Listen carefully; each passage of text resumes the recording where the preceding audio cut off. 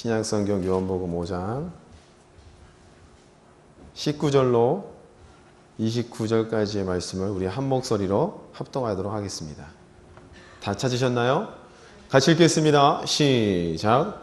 그러므로 예수께서 저희에게 이르시되 내가 진실로 진실로 너희에게 이르노니 아들이 아버지 하시는 일을 보지 않고는 아무것도 스스로 할 수 없나니 아버지께서 행하시는 그것을 아들도 그와 같이 행하느니라. 아버지께서 아들을 사랑하사 자기의 행하시는 것을 다 아들에게 보이시고 또 그보다 더 큰 일을 보이사 너희로 기히 여기게 하시리라. 아버지께서 죽은 자들을 일으켜 살리신 것 같이 아들도 자기의 원하는 자들을 살리느니라. 아버지께서 아무도 심판하지 아니하시고 심판을 다 아들에게 맡기셨으니 이는 모든 사람으로 아버지를 공경하는 것 같이 아들을 공경하게 하려 하심이라. 아들을 공경치 아니하는 자는 그를 보내신 아버지를 공경치 아니하느니라. 내가 진실로 진실로 너희에게 이르노니 내 말을 듣고 또 나 보내신 이를 믿는 자는 영생을 얻었고 심판에 이르지 아니하나니 사망에서 생명으로 옮겼느니라. 진실로 진실로 너희에게 이르노니 죽은 자들이 하나님의 아들의 음성을 들을 때가 오나니 곧 이때라. 듣는 자는 살아나리라. 아버지께서 자기 속에 생명이 있음 같이 아들에게도 생명을 주어 그 속에 있게 하셨고 또 인자됨을 인하여 심판하는 권세를 주셨느니라. 이를 기이 여기지 말라. 무덤 속에 있는 자가 다 그의 음성을 들을 때가 오나니 선한 일을 행한 자는 생명의 부활로 악한 일을 행한 자는 심판의 부활로 나오리라. 아멘. 우리 옆에 분과 인사 나누겠습니다. 잘 오셨습니다. 큰 은혜 받으세요.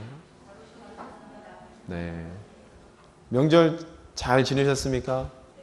네. 얼굴이 피곤하신 분들도 계시고 포동포동하게 살쪄서 오신 분들도 계시고 네. 저도 여러분들이 기도해 주셔서 명절을 잘 지내고 왔습니다. 감사합니다. 오늘 요한복음 5장 19절로 29절을 말씀을 통해서 인생의 필요라는 제목으로 함께 은혜를 나누고자 합니다. 오늘 요한복음 5장 말씀 우리가 너무나도 잘 아는 말씀이 기록되어 있죠. 그러므로 예수께서 저희에게 이르시되 하면서 예수님께서 끝절까지 그 자리에 함께 하신 유대인들과 그 말을 듣고 있는 제자들에게 하고 계신 말씀이 기록되어 있습니다.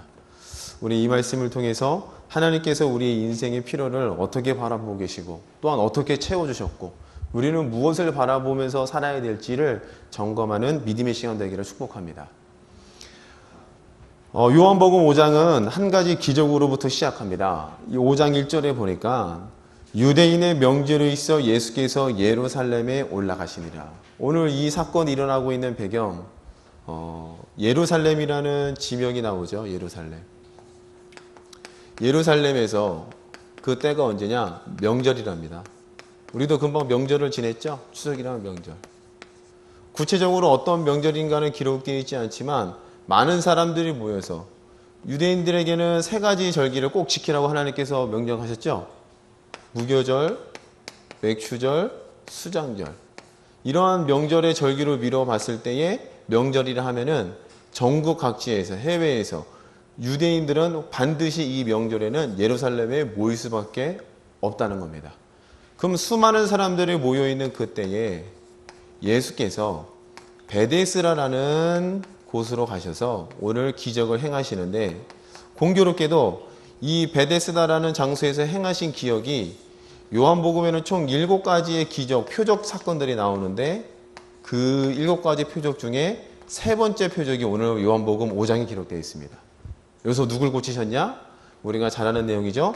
38년 된 병자를 이 베데스다 연못에서 고쳐주셨다는 겁니다. 이 내용은 다 아시죠? 네. 너무나도 잘 아는 내용입니다. 어떤 내용이죠? 베데스다 못에 갔더니 수많은 병자들과 아픈 사람들이 많이 모여 있었죠. 그때 예수님께서 가장 아파 보이는 38년 된 병자에게 묻습니다. 네가 낫고자 하느냐? 그러자 이 38년 된 병자의 대답이 뭐라 그래요? 물이 동할 때 나를 넣어주는 사람이 없어서 내가 낫지를 못합니다 라는 식으로 예수님께 설명을 합니다. 우리 성경을 다시 한번 읽어볼까요? 요한복음 5장이죠. 5장 1절입니다. 그 후에 유대인의 명절이 있어 예수께서 예루살렘에 올라가시니라. 예루살렘에 있는 양문 곁에 히브리 말로 베데스다라는 하는 못이 있는데 거기에 행각 5이 있고 그 안에 많은 병자, 소경, 절뚝발이 혈기 마른 자들이 누워 물의 동함을 기다리려니 이는 천사가 가끔 못에 내려와 물을 동하게 하는데 동한 후에 먼저 들어가는 자는 어떤 병에 걸렸든지 낫게 됨이러라. 5개의 행각에 많은 병자들이 있었답니다. 그 병자들이 기다리고 있는 것은 천사가 내려와서 이 연못의 물을 동하게 한다. 움직이게 한다. 뭐 거품이 일든 휘몰아치든 뭐든 하겠죠. 성경에는 기록되어 있지 않지만 이렇게 움직이게 하는 일을 하는 뒤에 누구든지 여기에 들어가게 되면 어떤 병이든지 그 병이 치유가 됐다는 겁니다. 치유. 자, 그럼 여기서 우리가 한 가지 생각해 봅시다. 베데스라는 이 연못, 이 치료가 되는 이 장소는 아픈 사람이 낫는 장소이기 때문에 은혜의 장소라고도 생각할 수가 있겠죠. 그렇죠? 그렇지 않겠어요? 네, 그럴 것 같습니다. 왜? 몸이 아프고 죽을 것 같고 전염발이가 됐는데 이 못에만 들어가면 문둥병도 낫고 전염발이도 낫고 안진병이도 일어나고 고치지 못하는 병이 없으니까 여기는 은혜의 장소라고도 생각할 수 있죠. 그런데 이 베데스다에 38년 동안 이 옆에서 기다리고 있던 이 사람의 입장에서 보면은 결코 이 연못은 은혜의 장소가 될래야 될 수가 없다는 겁니다. 왜 그렇죠? 누구든지 행각에 5개 있었다는 얘기는 병자들이 많다는 얘기고 물이 동하기를 기다려 누구든지 1등으로만 이 안에 들어간다면 여기서는 고침을 받으니까 그 1등으로 들어가기 위해서 이 아픈 사람들끼리 이 안에서 뭘 해야 돼요? 경쟁을 해야 되죠. 내가 먼저 들어가냐 네가 먼저 들어가느냐. 그리고 38년 동안 앉아있던 병자는 이 경쟁에서 38년 동안 계속 밀려왔다는 겁니다. 이해가 되세요? 그러면 그 마음속에 있는 원통함이 얼마나 크겠어요. 누군가 나를 넣어줄 사람만 있다면 나는 여기서 고침받을 수 있을 텐데 누군가가 나를 조금만 도와준다면 나는 이 경쟁에서 1등 할 수 있었을 텐데 라는 마음이 이 38년 된 병자의 마음 가운데 깔려 있을 거라는 거죠. 자, 그러면은 베데스라는 연못은 질병이 치유되는 장소요, 하나님의 기적이 나타나는 장소요, 또한 천사가 동원되니까 은혜의 장소라고 볼 수 있겠지만 그 내면을 들여다보면 결코 은혜라고 할 수가 없다는 겁니다. 오늘날 이 시대에도 우리는 경쟁사회에 살고 있죠. 제가 엊그저께 어떤 학생을 만났는데 이제 중간고사가 10월 4일이래요. 그 10월 4일에 중간고사를 열심히 공부하는데 걔도 공부를 꽤 잘했어요. 그런데 상위권 학교로 가보니까 공부를 꽤 잘하는 학생이 거기서는 중위권밖에 안 돼요. 그럼 이 학생 이제 고등학교라니까 마음에 확 와우시죠. 그쵸? 예, 고개를 끄덕거리시는 거 보니까. 그래서 어떤 학생들은 머리 써서 학교를 아예 낮춰가서 이제 성적을 잘 받거나 이런 일들이 이제 수도권 주변의 지역 학교에서는 비일비재합니다. 이렇듯이 이 학생들도 경쟁의 사회에서 이겨보려고 한번 열심히 뛰어보려고 노력하는 것들이 오늘날 이제 학생들의 모습이라는 겁니다. 그럼 예수님 당시에도 베데스라는 연못, 결코 이것은 은혜라고 할 수 없죠. 경쟁이라는 겁니다. 그래서 38년 된 병자의 마음 가운데 굳어진 것은 내가 여기서 조금만 더 노력하고 조금만 더 잘하면은 내가 고침받을 수 있는데 라는 마음으로 가슴이 꽉 찼다는 거예요. 자, 이제 예수님과의 대화의 내용을 살펴보겠습니다. 성경을 보겠습니다. 5절입니다. 거기 38년 된 병자가 있더라. 예수께서 그 누운 것을 보시고 병이 벌써 오랜 줄 아시고 이르시되 내가 낫고자 하느냐. 38년 된 병자에게 예수님께서 물어요. 뭐라고 물으셨어요? 네가 낫고자 하느냐. 그럼 이 질문이 우리가 상식적인 거로 봤을 때에 어떤 질문 같아요? 좀 이치에 맞지 않는 질문이죠. 당연히 아픈 사람한테 건강해지고 싶으세요? 라고 물으면은 뺨 맞잖아요. 그걸 말이라고 합니까? 근데 38년 병자는 참 이렇게 인품이 됐었나 봐요. 승질도 안 부리고. 아마 저희 같았으면 아마 승질 부렸을 것 같아요. 이 38년자에게 예수님께서 물어요. 네가 낫고자 하느냐. 어찌 보면 불필요한 질문 같아요. 그런데 이 질문을 가만히 들여다보면은 예수님께서 이 병자에게 의도하신 그 질문의 의도가 그 안에 숨겨져 있다는 겁니다. 왜냐? 그 다음에 38년 된 병자가 하는 대답을 읽어보세요. 7절입니다. 같이 읽어봅니다. 시작. 병자가 대답하되 주여 물이 동할 때에 나를 못에 넣어줄 사람이 없어 내가 가는 동안에 다른 사람이 먼저 내려가나이다. 그럼 지금 38년의 병자는 예수님께서 하고 있는 질문, 어찌 보면 당연한 질문, 네가 낫고자 하느냐? 뭐라고 대답을 해야 돼요? 네, 낫고 싶습니다. 이거 한마디면 돼요. 근데 지금 38년 된 병자는 내가 낫고자 하느냐는 질문에 어떤 대답을 해요? 낫고 싶습니다라는 대답보다도 내가 그동안 38년 동안 억울하게, 안타깝게, 뭐 성경에 기록되어 있지 않겠지만 어느 날은 열심히 들어갔는데 고침받지 않았어요. 왜? 두 번째로 들어가서. 간발의 차이로. 아마 이런 사건들도 있을 테고 여러 가지 일들을 이 38년의 시간 동안 이 자리에 한 곳에 앉아서 겪었다는 겁니다. 그럼 38년의 병자의 마음 가운데는 내가 나아야지라는 마음보다도 저기에 들어가는 게 그 인생의 목적과 목표가 됐다는 것이죠. 그런데 오늘 예수님께서는 그 단 한마디의 질문으로 38년 된 병자의 마음의 관점을 바꿔버립니다. 뭘로 바꾸세요? 네가 낫고자 하느냐. 무슨 말인지 감 잡히십니까? 예, 반은 이해하시고 반은 맹한 것 같아요. 지금 눈빛들이. 38년 된 병자의 마음 가운데는 그가 대답해야 될 마땅한 내용은 네, 제가 낫고 싶습니다. 어떻게 할 수가 없을까요? 뭐 이런 요청들이 나와야 되는데 그 38년 동안 겪고 있던 경험의 일들이 그를 꽉 짓누르고 있어서 그에게 튀어나온 대답은 나를 넣어줄 사람이 없습니다. 이렇게 나왔다는 거죠. 예수님께서는 A라는 대답을 요구하셨는데 38년 된 병자는 B라는 대답을 하고 있다는 겁니다. 무슨 말인지 감 잡으셨어요?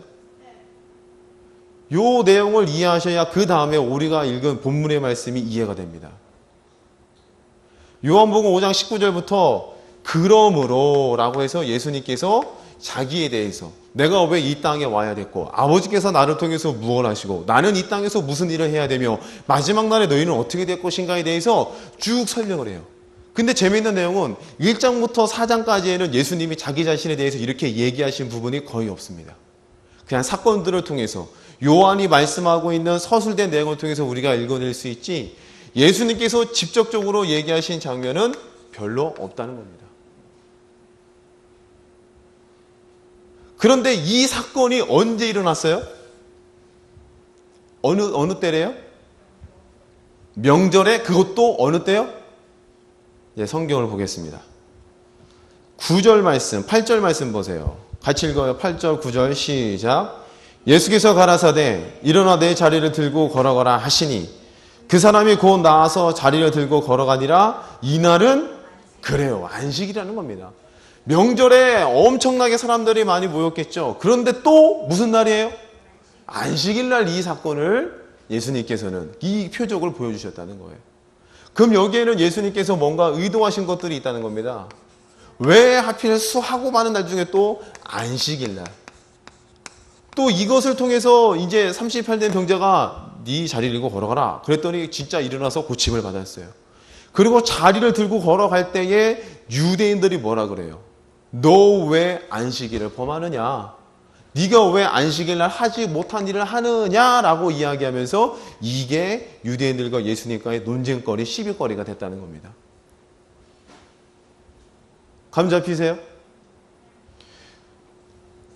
오늘 설교 제목이 뭡니까? 같이 읽어보세요. 시작. 그렇죠. 인생의 필요입니다. 인생의 필요.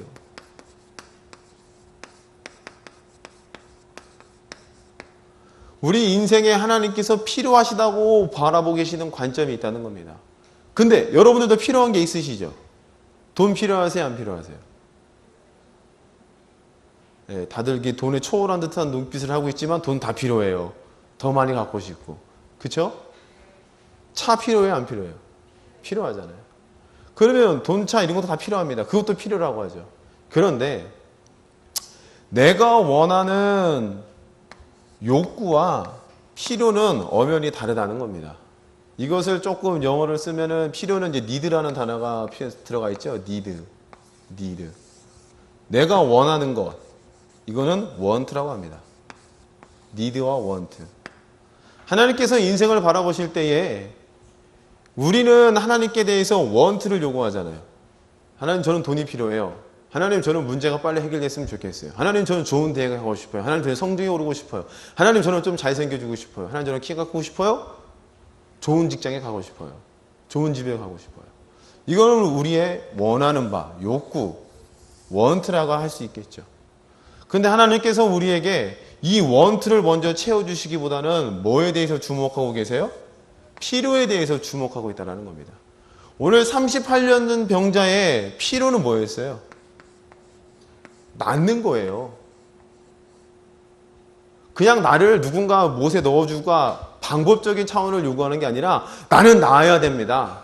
나는 내 두 발로 벌떡 일어서야 됩니다. 이런 마음이 있어야 된다는 겁니다. 근데 38년의 시간 동안 그 마음 가운데 쩌든 게 뭐예요? 필요가 아니라 원트가 그 마음속에 꽉 자리 잡고 있었다는 겁니다. 그 원트는 뭐예요? 물론 나를 넣어줄 사람이 있으면 낫겠다. 그것도 해야겠지만 나를 넣어줄 사람이 필요합니다라는 겁니다. 이게 미묘한 차이지만 여기는 중요한 근본적인 차이가 있습니다. 읽히세요? 감이 오십니까? 할렐루야? 네, 또 반응이 없으니까 저희 원래 이러세요. 어머니 오해하지 마세요. 원래 이렇게 대답도 없고요. 표정이 뚱해요. 그런데 다 알아들어요. 또 나중에 얘기해보면은 절대로 이게 혼자 이렇게 부담 갖지 않으셔도 돼요. 네, 편안하게 계세요. 알았지 조카? 네. 뭐 저랑 눈 마주치고 막 긴장해가지고 막 고개를 끄덕끄덕 그러는데 괜찮아요. 편히 계세요. 원래 그래요 저희. 자, 그럼 38년 된 병자의 마음 가운데는 예수께서 필요를 보고 계신 거예요. 필요. 너의 필요는 고침받는 거야. 너의 필요는 단순히 누군가 너를 넣어줘서 1등으로 집어넣어줄 사람이 필요한 게 아니라 그 자리에서 일어나고 죄로부터 해방되어서 사망 가운데 일어나서 생명 가운데 거하는 게 너의 필요다라는 게 예수님께서 보고 계신 관점이라는 겁니다. 그러면 예수님께서 질문하신 장면, 네가 낫고자 하느냐는 이 질문은 쓸데없는 질문이 아니라는 겁니다. 이미 예수님께서는 그 병자가 오래된 것을 아셨다고 성경 기록하고 있죠. 하나님의 전지와 전능을 갖고 계시니까 왜 모르시겠어요? 그러면 그 38년대 병자 속에 덮여있는 진정한 필요보다도 원트에 눌려있는 그의 생각도 예수님께서는 보셨다는 겁니다. 그럼 그 한마디의 질문을 통해서 그 마음을 깨우치신 거죠. 너의 필요는 이거야. 네가 원하는 게 아니라 너의 필요는 낫는 거라고. 너의 필요는 지금 당장 이 자리에서 들고 걸어가서 네 집으로 돌아가 하나님의 법대로 살아가서 하나님의 풍요와 안식을 말씀대로 복을 누리는 게 너의 필요라는 거야. 그런데 어느덧 세월이 그 38년 전자의 병자의 필요를 바꿔버렸다는 거예요. 여러분들도 착각하지 않기를 축복합니다. 나의 원트가 나의 필요인 것처럼 착각하지 않기를 축복합니다. 아멘. 지금 예수님과 하나님께서 이 땅 가운데서 지금 요한복음 5장에 하나님께서 일하시니까 나도 일한다. 아버지께서 내게 큰 일을 보셨고 나는 그보다 더 큰 일을 할 거고 하나님께서 나를 통해서 일하신다. 이런 내용들이 있어요. 그럼 인생의 필요는 뭐예요? 인생의 필요. 하나님과 사람 사이에 단절된 이것을 회복시키기 위한 게 하나님의 우리를 향한 필요로 보셨다는 겁니다. 감 잡으셨습니까? 할렐루야. 구약 성경에 이런 예들이 많이 나와 있잖아요. 구약 성경에. 이스라엘 백성들이 남북으로 나뉘게 되죠. 솔로몬 이후에 솔로몬의 범죄를 위해서 하나님께서 북이스라엘과 남유다로 나라를 쪼개버리세요. 그리고 북이스라엘은 여로보암이라는 왕을 하나님께서 세우셨고 남유다는 르호보암, 솔로몬의 아들이 왕위를 물려받습니다.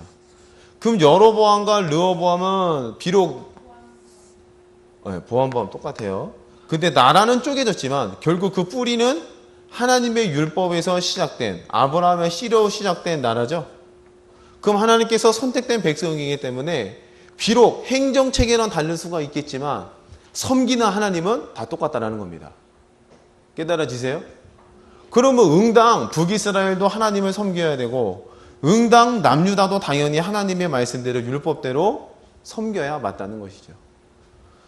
근데 북이스라엘은 이 여로보암이 정치적인 두려움을 인해서 세 가지의 법을 자기의 법을 세워버려요. 하나님의 법이 아닌 자기의 생각으로. 그게 뭐예요? 첫 번째는 뭐죠? 베델과 단에 금송아지를 세워버려서 이게 너희를 구한 하나님이다 라고 선포해버립니다. 금송아지를 섬기게 만들어버렸어요. 왜냐? 절기 때마다 이 북이스라엘 사람들이 어디로 와야 돼요? 성전이 있는 곳에 와야 되기 때문에 그 성전이 오는 곳을 그 자체가 정치적인 부담으로 작용했다는 겁니다. 그래서 그것을 미연에 방지하고자 베델과 단이라는 곳에 금송아지를 세워버려서 더 이상 출입하지 못하게, 왕래하지 못하게끔 근본적으로 막아버렸다는 거죠. 그리고 두 번째, 제사장은 레위인이 될 수 있는 거죠. 그런데 아무나 제사장을 세웠다는 겁니다. 아무나. 그리고 하나님께서는 7월 15일 이 날을 초막절의 절기로 세우셨어요. 근데 이 절기를 어떻게 해요? 8월 15일로 날짜를 바꾸어서 교묘하게, 그 내용을 지키는 내용은 똑같아요. 근데 날짜를 지 생각대로 바꿔버려서 하나님의 복이 여기 있다라고 해서 선포해버린다는 거죠. 그리고 이것을 왕의 강력한 힘으로써, 왕권으로서 법을 제정하니까 북이스라엘 사람들은 어쩔 수 없이 이 법을 따라갈 수밖에 없다라는 겁니다. 그리고 이후에 북이스라엘은 여러 가지 역사적인 어려움들을 많이 당하죠. 아람 나라도 쳐들어오고 난리가 납니다. 그럼 그때마다 북이스라엘 사람들이 어려움이 처할 때에 하나님 우리를 도와주세요. 나름대로 신을 찾고 부르짖습니다. 그러면 그때 하나님께서 북이스라엘 사람들에게 북이 사람들이 필요는 뭐겠어요? 대적들을 그 순간에 처리해 주는 게 하나님의 필요겠어요? 아니, 근본적인 법에서부터 하나님께로 돌아오는 게 하나님께서 보시는 필요겠어요? 그렇죠. 후자가 된다는 겁니다. 그리고 성경에 이 내용들이 엄청 나오잖아요. 여로보암의 죄에서 떠나지 아니하였더라. 여로보암의 죄에서 떠나지 아니하였더라. 여로보암의 죄에서 떠나지 아니하였더라. 이 내용들이 열왕기상하에 엄청나게 계속 반복돼서 나오고 있다는 겁니다. 깨달아지십니까? 하나님께서 인생에 대한 이 필요는 바로 죄의 문제를 해결하고 하나님께서 아담에게 허락해 놓으셨던 안식과 평강을 주기 위한 게 하나님이 우리에게 바라고 계신 필요였다는 겁니다. 오늘 요한복음 5장의 사건이 왜 명절, 안식일날 이 문제를 일으켰냐? 왜 이 표적의 사건이 하도 많은 날 중에 왜 안식일날 일어나느냐? 참된 안식이 무엇인지를 우리에게 전해주기 위해서 예수님께서는 38년 된 병자를 고치시고 그를 통해서 그 수많은 사람들에게 참된 안식이 무엇인지, 안식을 가져오는 예수가 하고 있는 일이 무엇인지, 아버지 뜻이 무엇인지를 알려주기 위해서 이날 이 표적을 보여주었다는 사실입니다. 그러면 예수님께서는 우리의 필요, 우리가 그냥 고침받고 잘 살고 잘 먹고 돈이 많아지고 직장이 잘 되고 가정이 편안하고 이 정도의 차원이 아니라 하나님의 나라 가운데 너희가 들어가 있어야 된다는 게 하나님의 필요요, 예수가 우리를 바라보고 있는 필요였다는 것이죠. 할렐루야. 깨달아지십니까? 그 여러분의 마음 가운데 여러분 중심을 한번 잘 비춰보시기 바랍니다. 내가 원하는 것, 원트에 빠져 있는가? 아니면 하나님이 필요하고 계시는 니드, 그 필요를 내가 채우고 있는가? 여러분의 마음의 중심에 내가 원하는 것, 하나님 이거 주세요, 저거 주세요, 요거 주세요 라는 곳에만 빠져 있다면 자칫 잘못하면 하나님께서 우리에게 정말로 필요로 원하는 주의 말씀이 내 마음 가운데 믿어져 하나님의 나라 가운데 내가 이미 들어가 있다는 그 안식을 누리지 못한다면 그것 없이 하나님 돈 주세요. 그거 없이 하나님 나에게 건강 주세요. 그거 없이 하나님 나에게 가정이 잘 되게 해주세요. 자녀가 잘 되게 해주세요. 그럼 하나님께서는 이것을 먼저 채워주시겠어요? 내 마음 가운데 필요를 먼저 채워주시겠어요? 그렇죠. 그리고 나서 하나님 내가 왜 기도에도 응답해 주시지 않습니까? 라고 하나님을 향해서 원망하는 일들이 우리 삶 가운데에 많이 있다는 겁니다. 여러분의 마음의 중심을 다시 한번 잘 살펴보시기를 축복합니다. 아멘. 근데 또 아이러니컬하게도 내가 하나님의 인생에 나에 대한 필요에 대해서 내가 주목하기 시작하면 하나님께서는 내가 원하는 원트를 또 채워주신다는 게 이 신앙의 신비라는 것이죠. 할렐루야. 이게 참 재밌다는 겁니다.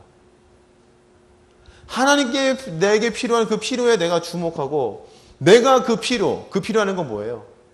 네가 오늘 하나님의 자녀가 되었다. 성령 받은 자녀가 되었다. 아멘.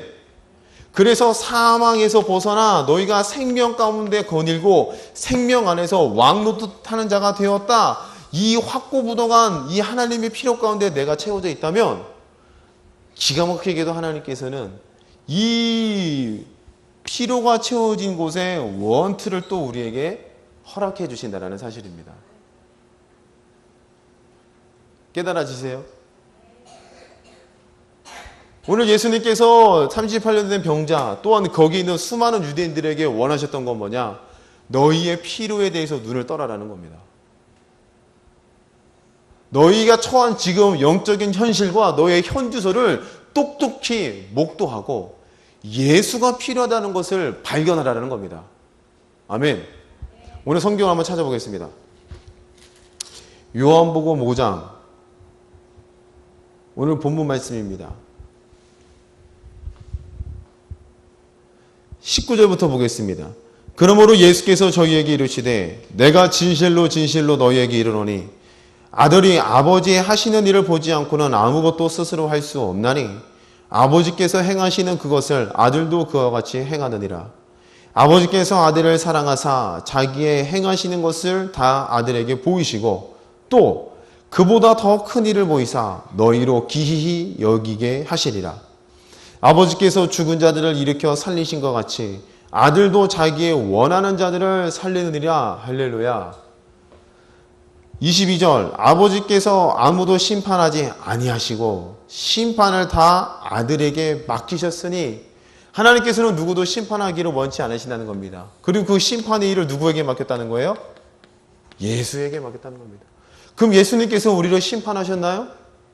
심판하셨죠. 어떻게 심판하셨습니까?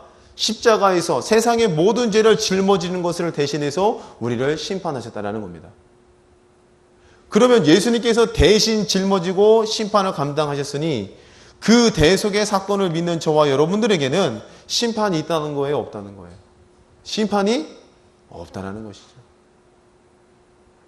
오늘 예수님께서는 그 수많은 사람들 38년 된 병자를 안식일에 고치면서 나밖에 는 아버지께로 나아갈 자가 없다는 것을 다시 한번 똑똑히 말씀하고 계시다는 사실이죠. 할렐루야. 24절 말씀에는 더 명쾌하게 말씀합니다. 같이 읽어볼까요? 시작. 내가 진실로 진실로 너에게 이르노니 내 말을 듣고 또 나 보내신 이를 믿는 자는 영생을 얻었고 심판에 이르지 아니하느니 사망에서 생명으로 옮겼느니라. 할렐루야. 하나님께서 보내신 자 예수를 믿어야지만이 사망에서 생명으로 옮기고 이 자는 심판이 없다. 그러므로 너희는 누구를 바라봐야 된다는 거예요? 이 말씀을 하고 있는 예수를 바라보라고 지금 예수님께서는 아주 호소 있게 우리에게 말씀하고 있다는 겁니다.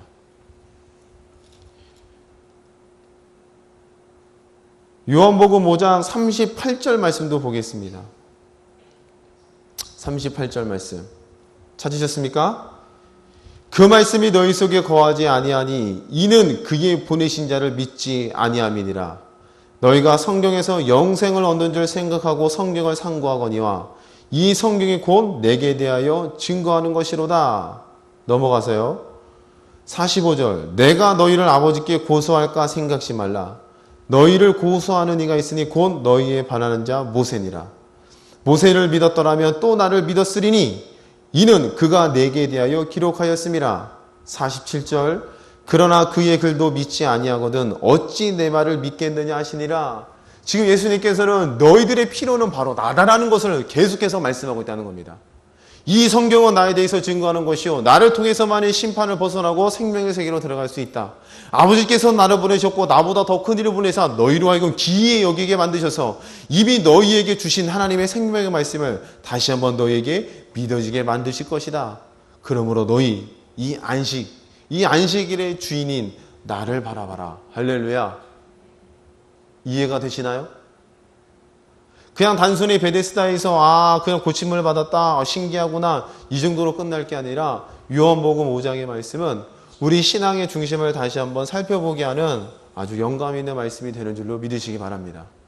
여러분의 마음속에 나의 원하는 바 원트 그게 응답되지 않는다고 해서 하나님을 향하여 원망하고 속상해하고 답답해하고 그럴 게 아니라 하나님께서 나에게 필요 이 니드에 대해서 주목하고 계시는구나를 먼저 깨달으시기를 축복합니다. 그리고 그 생명의 말씀 가운데 내가 온전히 젖어 있게 될 때에 내가 이 원트, 소홀히 여겼던 원트, 그것을 하나님께서는 내 필요 가운데서 또다시 채워주시는 은혜롭고 자비로우신 아버지 하나님인 줄 좀 믿으시기 바랍니다. 아멘. 이해가 되셨습니까? 그러면 여러분의 마음에 내가 원트를 쫓고 있는지 아니면 필요를 쫓고 있는, 니드를 쫓고 있는지를 여러분 스스로가 좀 점검해 보셔야 돼요. 하나님, 나는 돈이 필요해요. 하나님, 나는 평안이 필요해요. 하나님, 나는 안식이 필요해요. 나는 건강이 필요해요. 물론 맞습니다. 그럼 이전에 이미 그 속에 예수가 나의 죄를 가지고 짊어지고 죽으셨다, 내가 주님의 나라에 있다라는 것을 믿는 게 우리의 필요라는 게 하나님께서 우리에게 말씀하고 있는 바라는 사실을 좀 믿으시기 바랍니다. 그게 온전히 내 마음 가운데 믿어지고 그 말씀이 내 속에서 생명화되고 믿음화될 때에 나의 원트가 현실화되어 나타나는 줄로 믿으시기 바랍니다. 할렐루야. 어려우세요? 아니죠. 하나도 어렵지 않으시죠? 여러분의 필요에 좀 주목하시기를 축복합니다. 내가 원하는 원트 말고 하나님께서 내 인생에 진짜로 필요로 하시는 것. 구약 성경에 이 같은 예가 무수히 많이 나오잖아요. 너희는 지금 원트를 원하지만 하나님께서는 필요에 주목하고 계셨어요. 법으로 돌아오기를. 광야에 살아갈 때에 인생들은 뭘 요구했습니까? 하나님, 우리는 뭐가 필요해요? 메추라기가 필요합니다. 고기가 필요합니다. 라고 자기들의 원트를 얘기했어요. 그런데 하나님께서는 그들의 필요에 주목하셨습니다. 그 필요가 뭐였어요? 하나님을 멸시하지 아니하고 만나를 주셨던 하나님이라면 우리에게도 반드시 고기를 주실 것이며 고기를 주셨을 때에 고기에 대해서 미처 환장하고 3일 동안 종이를 잠도 안 자가면서 고기를 쟁여놓는 그 믿음 없는 행위가 아니라 오늘도 필요한 만큼만 취하는 그 믿음의 행동, 그 우리 인생의 필요에 대해서 하나님께서는 주목하고 계시다라는 겁니다. 깨달아지십니까? 오늘 저와 여러분의 마음 가운데에 하나님께서 우리에게 정말로 필요하다라고 말씀하고 계시는 그 생명의 말씀 속에 좀 젖어 있기를 축복합니다. 그리고 그 가운데 충분히 젖어 있게 되고 여러분의 신앙 고백이 된다면 여러분들의 속에 품고 있었던 원트, 원하는 것들이 신기하게도 하나하나 주의 언약 가운데서 응답되고 이루어지는 일들을 여러분의 삶 가운데서 목도하게 될 줄로 믿습니다. 하나님은 그렇게 째째하신 분이 아니잖아요. 아멘? 달라고 줘야 아니잖아요. 이미 우리에게 주어놨다는 겁니다. 그럼 그 주어놓은 것들을 오늘 제가 설명드린 것은 그것들을 현실화시키는 방법이니까 오늘 저와 여러분들이 이 말씀 가운데 나를 비춰보고 하나님께서 진정으로 내게 필요로 말씀하시는 그 필요 가운데 머물러 있을 때에 여러분의 삶 가운데의 표적과 같이 말씀이 존재가 되어야 되는 사실들, 원트가 응답되는 것들을 여러분들은 똑똑히 목도하실 줄로 믿습니다. 이 말씀을 삶 가운데에 꼭 믿으셔서 이번 한 주간도 하나님의 필요에 주목할 수 있는 우리 하나님교회 모든 성도 여러분 되기를 주님의 이름으로 축복합니다. 우리 옆에 분과